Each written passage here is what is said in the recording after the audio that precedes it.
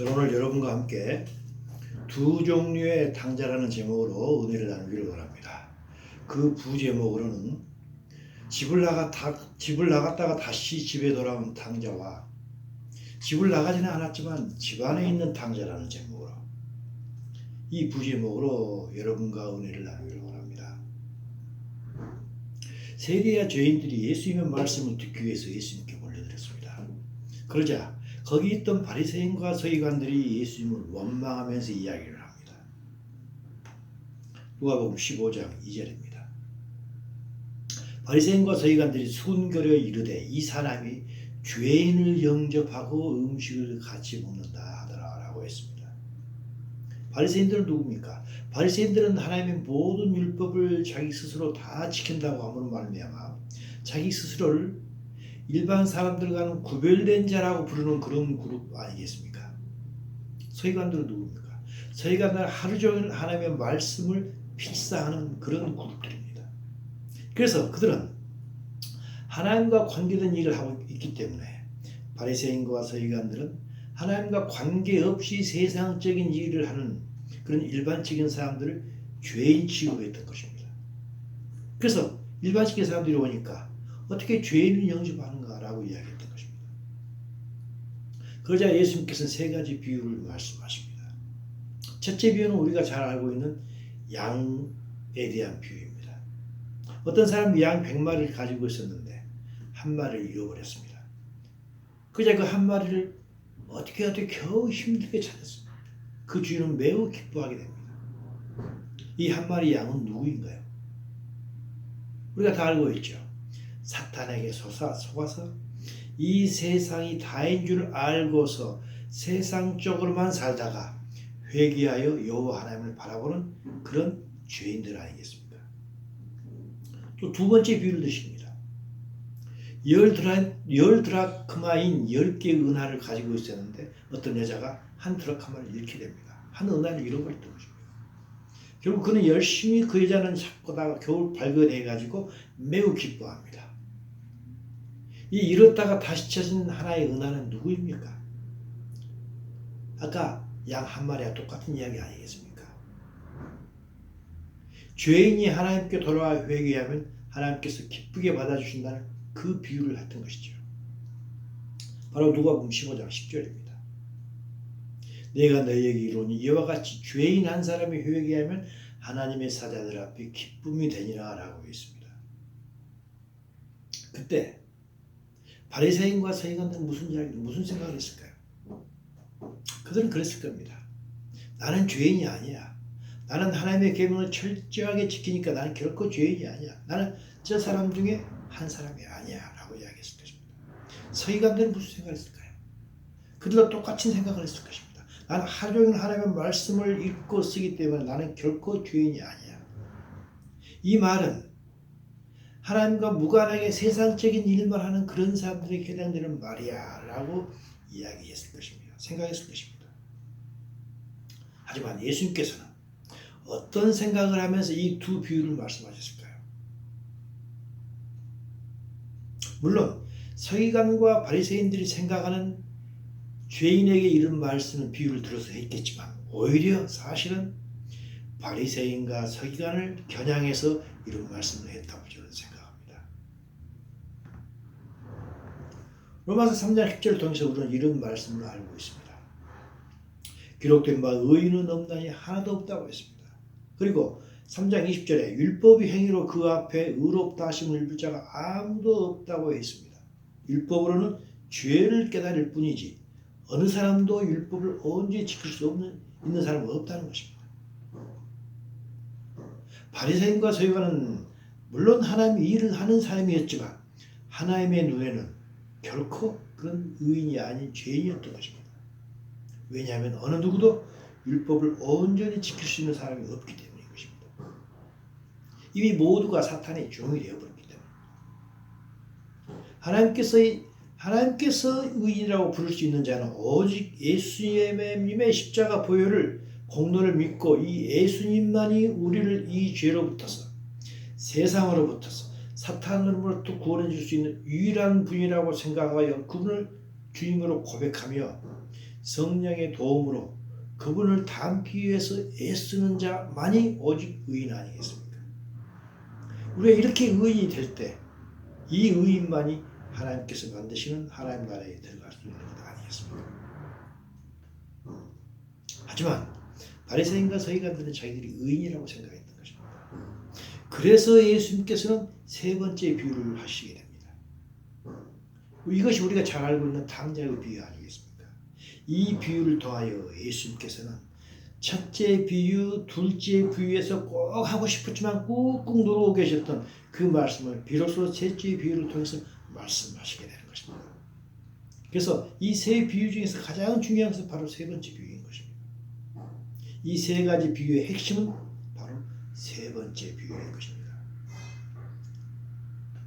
이 비유는 다른 사람이 아닌 바리새인과 서기관들을 향한 예수님의 비유였던 것입니다. 어떤 사람에게 두 아들이 있었습니다. 둘째 아들이 아버지의 재물을 정상적으로 상속받기 전에 미리서 거의 강제적으로 아버지로부터 받아냅니다. 그리고 아버지 집을 떠나서 허랑방탕하게 삽니다. 살다가 모든 재산을 다 날려버리고 제 입 하나도 풀칠을 못하게 되자 다시 아버지 집으로 돌아오게 됩니다. 그러자 아버지께서는 그 탕자를 기쁨으로 받아줍니다. 사실 아버지께서는 그 탕자 아들이 집을 나갔지만 다시 돌아오기를 학수고대하고 있었던 것입니다. 그래서 그 아들을 보자 그 아버지는 이렇게 표현하는 것이죠. 누가복음 15장 24절입니다. 내 아들은 죽었다가 다시 살아났습니다. 내가 잃었다가 다시 이뤘노라 얻었노라 라고 이야기하는 것입니다. 그만큼 이 아들이 탕자였지만 돌아오기를 기다렸던 것입니다. 그러면서 반지도 끼워주고 신발도 신겨주고 살찐 송아지를 잡아 큰 잔치를 벌입니다. 그때 밖에서 일하다가 집으로 돌아오는 큰 아들이 이 하인을 만났습니다. 그때 그 큰 아들은 어떤 반응을 보였을까요? 바로 15장 28절입니다. 그가 노하였다 하겠습니다. 그럼 매우 화를 내서 들어가고자 하지 아니하거늘 그는 잔치가 있었던 그 방으로 들어가려고 하지 않았던 것입니다. 그 집으로 들어가려고 하지 않았던 것입니다. 그리고 그러니까 아버지가 나와서 그 아들에게 어떤 이야기를 건하게 됩니다. 아버지는 큰 아들에게 잔치에 들어가기를 권했던 것입니다. 이렇게 아버지가 아들에게 나와서 이야기하는 것은 유대 사회에서는 있어서는 안 된 그런 상황이었던 것입니다. 아버지께서 이렇게 낮은 자세로 나오면서 아들에게 권했던 것입니다. 이렇게 권하는 아버지께 큰아들이 이렇게 말합니다. 바로 15장 29절입니다. 내가 여러 해 동안 아버지를 섬겨서 명이 어김이 없었거늘 나는 아버지께서 명한 것은 다 지켰다는 것입니다. 내게는 염소 새끼라도 주어 나와 내 벗으로 즐기게 하신 일이 없더니라고 이야기하게 됩니다. 이때 섬긴다고 하는 표현은 원어에서 볼 때 상전에 대한 경호 관계에서 사용되는 말을 그런 언어를 이 큰아들은 했던 것입니다. 마치 아버지를 자기의 상전처럼 자기는 종의 자세로 계속 섬겼다는 이야기. 큰아들은 아버지를 종처럼 섬기기만 했지 아버지와의 아들의 관계에서 어떤 기쁨을 누리지 못했다는 것입니다. 이 세 번째 비유에서 큰아들은 누구일까요? 큰아들은 바로 바리새인과 서기관을 의미합니다. 바리새인과 서기관들은 아버지를 섬긴다고 했지만 사실 그들은 율법만을 지키려고 온갖 힘을 다했던 것입니다. 그는 하나님 대신에 율법만을 섬겼던 것입니다. 그들은 율법의 본질을 몰랐던 것입니다. 하나님께서는 그들과 가까이 하고 싶었고 그들과 친밀한 관계를 갖고 싶었지만 바리새인과 서기관들은 단지 계명만을 지키려고 했던 것입니다. 그들은 하나님의 본마음을 몰랐던 것입니다. 그런 하나님의 말씀의 본질을 몰랐던 것입니다. 본질은 회피해버리고 본질을 덮고 있는 껍데기만을 그들은 바라보았던 것입니다. 바로 마태복음 23장 23절에서 예수님께서 이런 말씀하십니다. 화 있을진저 외식하는 서기관들과 바리새인들이여 너희가 박하와 회양과 근처에 심을 줄은 다 드렸지만 율법에 더 중한 바 너희들은 율법의 세밀한 건 다 지켰지만 율법보다 더 중요한 게 있다는 것입니다. 율법에서 가장 중요한 그 본질이 있었다는 것입니다. 그 본질은 버렸다는 것입니다. 그들은 하나님의 일을 한다고 했지만 하나님께서 원하시는 그 본질은 몰랐던 것입니다. 그래서 바로 이어서 마태복음 23장 24절에서 이런 말씀하십니다. 너희들은 맹인이라는 것입니다. 너희들은 앞을 봐지 못하는 맹인이라는 것입니다. 너희들은 맹인된 인도자라는 것입니다. 너희들이 하나님의 일을 하고 있다고 해서 많은 사람들을 인도하고 있지만 너희들은 맹인이라는 것입니다. 본질을 보지 못한 채 많은 사람들을 이끌어가고 있는 종교 지도자라는 것입니다. 너희들은 맹인된 인도자이기 때문에 하루 살아는 걸러려고 낙타는 꿀떡 삼켜버린다는 것입니다. 낙타는 무엇인가요? 가장 큰 동물입니다. 본질을 이야기하는 것입니다. 본질은 꿀떡 삼켜버리고 하루살이만 다 이야기한다는 것입니다. 본질을 모르는 맹인이었다는 것입니다. 무엇을 아는 것 같았지만 사실은 그 본질을 모르는 눈먼 맹인이었던 것입니다. 만약에 그들이 하나님 말씀의 본질을 알았다면, 그들과 하나님과의 관계가 올바르게 되었다면, 만약에 그들이 하나님과 친밀했다면 그들은 하나님을 기뻐하고 즐거워했을 것입니다. 그리고 하나님의 계명은 자연스럽게 어떤 노력을 안 해도 지켜졌을 것입니다. 왜 그렇습니까?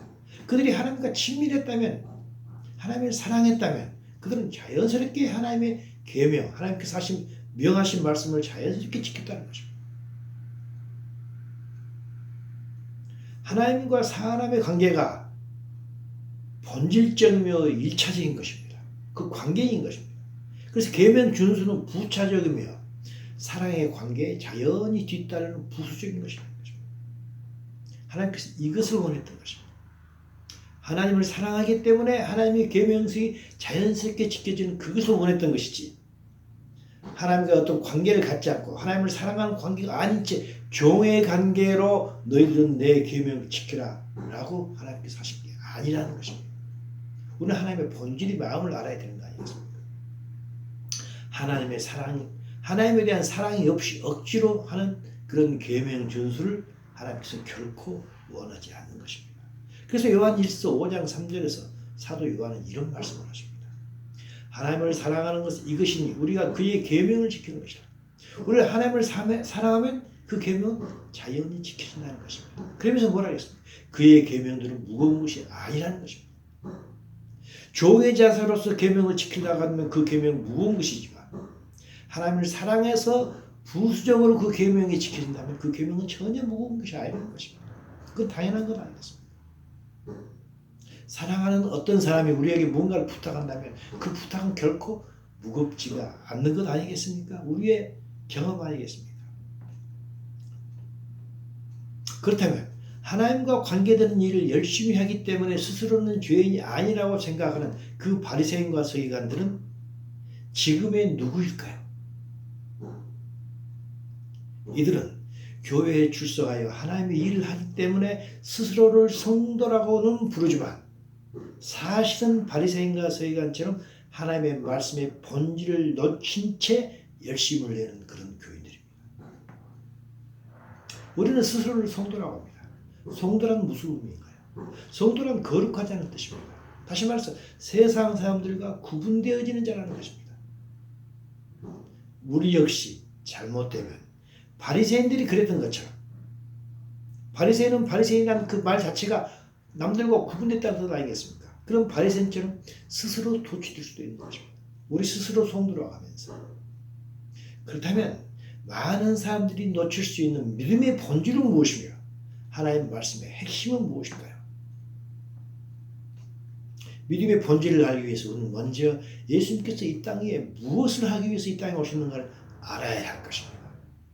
예수님께서 이 땅에 무엇을 하기 위해서 이 땅에 오셨습니까? 여러 가지로 표현할 수 있을 것입니다. 하지만 누가복음 4장 43절을 통해서 예수님께서 분명하게 이야기하신 게 있습니다. 아주 클리어하게 말씀하신 것입니다. 내가 다른 동네에 가서도 하나님 나라의 복음을 전하여야 하리니 나는 이 일을 위해 보내심을 받았다고 분명히 말씀하셨습니다. 무슨 말인가요? 이 세상 나라에 하나님 나라가 온다는 것입니다. 하나님께서 곧 하나님 나라가 이 세상에 온다는 것을 전하기 위해서 이 땅에 오셨던 것입니다. 또한 예수님께서 무엇을 위해서 기도하라고 했습니까? 바로 누가복음 11장 2절에서 이렇게 말씀하고 계셨죠. 너희는 이렇게 기도하라. 아버지여, 이름이 거룩히 여김을 받으시며 나라가 임하시오며. 하나님 나라가 임하기를 위해서 기도하라는 것입니다. 이것을 위해서 예수님께서 오셨기 때문입니다. 바로 하나님 나라라는 것입니다. 그렇다면 교회는 무엇을 전해야 될까요? 교회란 우리가 비록 지금은 세상 나라에서 살아가고 있지만 곧 이루어질, 곧 도래할 하나님의 나라를 전하는 것이 그 본질인 것입니다. 그리고 또한 누가 그 하나님 나라에 들어갈 수 있는가를 구체적으로 알려야 되는 게 교회의 본질의 사명 아니겠습니까? 베드로 사도께서는 이걸 우리에게 분명히 보여주는 게 있습니다. 베드로후서 1장 4절입니다. 보배롭고 지극히 큰 약속을 우리에게 주사 이 약속으로 말미암아 너희가 정욕 때문에 세상에서 썩을 것을 피하여 신성한 성품에 참여하는 자가 되게 하려 하셨다고 했습니다. 지극히 큰 약속은 무엇인가요? 지극히 보배롭고 큰 약속은 무엇인가요? 바로 하나님의 나라에 대한 약속입니다. 하나님의 나라가 이 땅에 온다는 것입니다. 그러면 누가 그 하나님의 나라에 들어간다고 했습니까? 신성한 성품에 참여하는 자라고 했습니다. 영어로 보면 divine nature입니다. 신의 본성입니다. 하나님의 본성에 참여하는 자가 하나님께서 우리에게 약속해 주신 하나님 나라에 들어간다는 것입니다. 교회에서는 이것을 가르쳐야 할 것입니다. 믿음의 본질은 무엇일까요? 우리가 믿는 대상을 닮아가는 것입니다. 그래서 믿음이란 그냥 believe가 아니고 believe in 또는 believe into인 것입니다. 믿는 대상은 예수님을 닮을 때 우리에게 주어진 하나님 나라라는 그 약속이 우리에게 이루어지는 것입니다. 달리 표현한다면 예수님을 믿는 믿음의 본질은 혼의 성화인 것입니다. 따라서 교회에서는 이것을 외쳐야 되는 것입니다.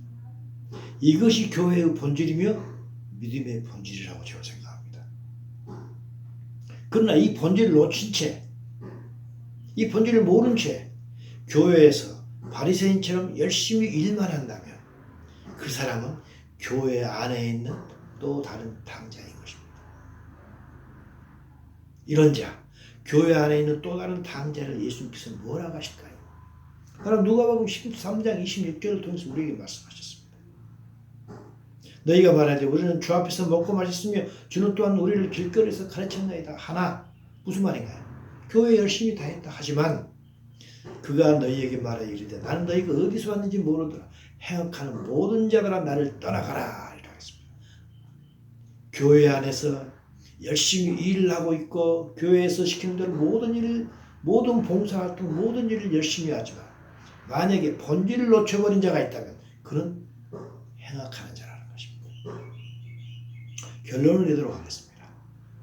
짐 나간 당자가 했던 그 둘째 아들은 회개하고 돌아왔습니다. 그는 늦었지만 자신의 한계를 알았고 아버지의 본심과 본질을 깨달았던 것입니다. 그래서 그는 아버지의 사랑을 깨닫고 아버지를 사랑하여 기쁨으로 아버지께 순종을 하게 됩니다. 그러나 큰아들은 아버지의 마음을 몰랐습니다. 모른 채 아버지를 누리지 못하고 일만 열심히 했던 것입니다. 수년 동안 아버지 집을 떠나지 않고 아버지 집안에 있었던 그 자체만으로 스스로 만족해하며 자만해 했던 것입니다. 집을 떠난 동생을 탕자라고 비웃었습니다. 자신은 참된 아들이라고 진정한 자기를 모른 채 스스로를 속인 데 있었던 것입니다. 집 떠난 탕자는 회개하고 다시 집으로 돌아올 수 있습니다. 하지만 아버지의 마음을 모른 채 집안에 있는 큰 아들은 회개할 기회가 쉽지 않은 것입니다. 왜 그렇습니까? 나는 잘하고 있다고 스스로 생각했기 때문입니다. 그래서 이 큰 아들이 실제로는 오히려 진짜 탕자가 될 수도 있는 것입니다. 우리 모두 이런 큰아들이 될 수 있다는 것입니다. 우리는 교회 밖에 있는 사람들을 죄인이라고, 마치 바리새인들이 세상 사람들을 하나님 일하지 않는 자들을 죄인이라고 했던 것처럼 우리 역시 우리가 교회에 있다고 해서 교회 밖에 있는 사람들을 쉽게 죄인이라고 단정할 수도 있습니다.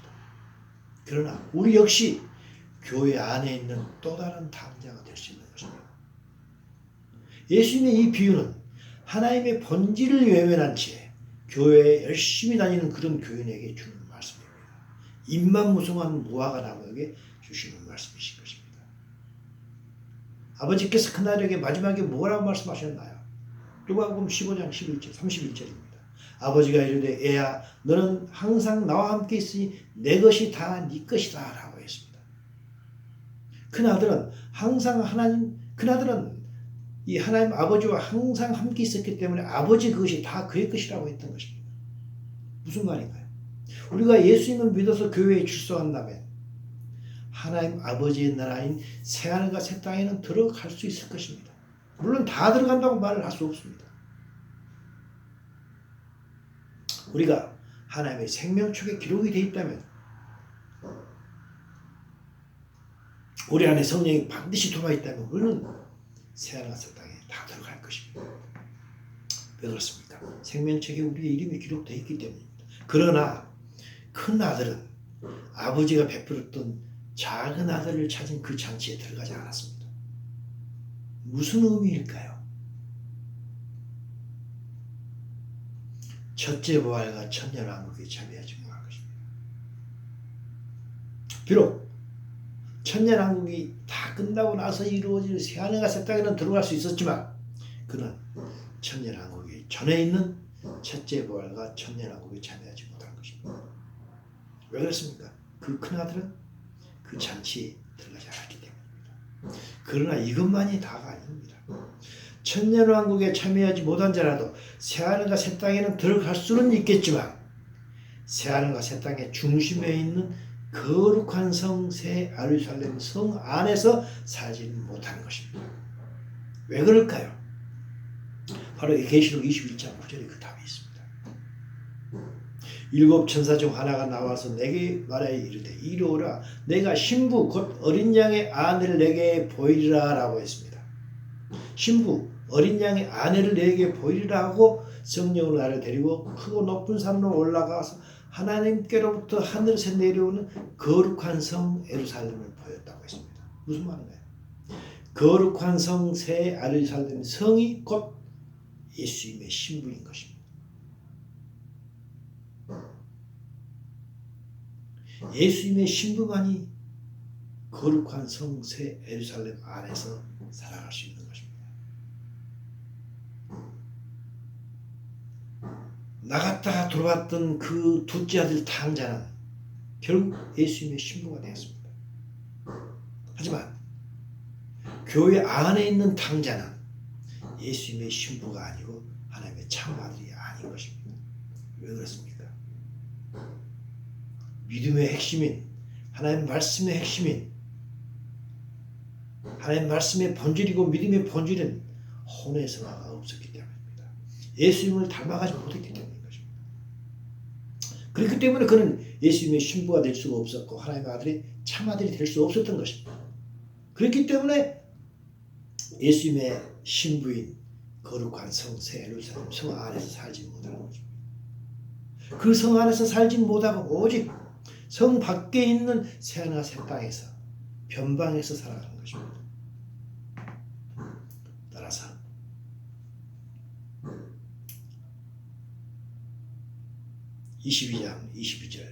계시록 22장 12절에 이런 말씀을 교도가 줄 수 있는 것입니다. 보라 내가 속히 이르니 내가 줄 상이 나에게 있어서 각 사람에게 그가 행한 대로 갚아준다고 했습니다.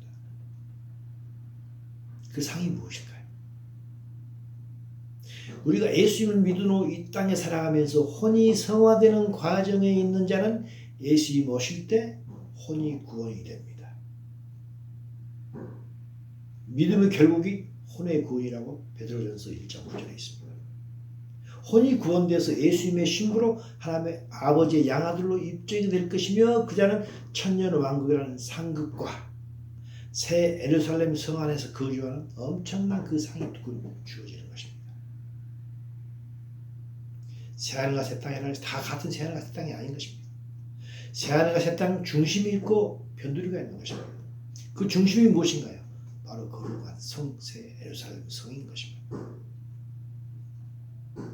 그것이 예수님의 신부에게 하나님의 아들에게 주어지는 상급인 것입니다. 예수님께서는 이 땅에 교회를 세우겠느라고 마태복음 16장 16절에서 말씀하셨습니다. 그리고 16장 16절에서 그 말씀하시면서 27장에서 이런 말씀을 하십니다.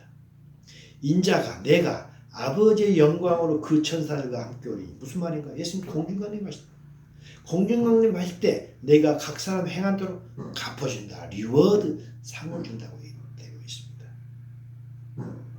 예수님께서 마태복음 16장에서 이 약속을 하셨고 또 다시 하나님 말씀의 마지막인 계시록에서 계시록 22장 12절에서 또 다시 이 약속을 똑같은 약속을 하신 것입니다.